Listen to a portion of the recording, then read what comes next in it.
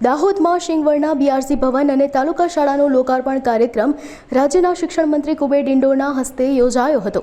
તાલુકામાં શિક્ષણનું કેન્દ્રબિંદુ ગણાતા બ્લોક રિસોર્સ સેન્ટર અને તાલુકા શાળાનું લોકાર્પણ કરવામાં આવ્યું હતું, જેમાં રાજ્યકક્ષાના મંત્રીઓ, સાંસદ, ધારાસભ્યો, જિલ્લા અને તાલુકા પંચાયતના પ્રમુખ તથા સભ્યો તથા સરપંચો, શિક્ષકો, કર્મચારીઓ, આગેવાનો અને વિદ્યાર્થીઓ તથા લોકો મોટી સંખ્યામાં ઉપસ્થિત રહ્યા હતા।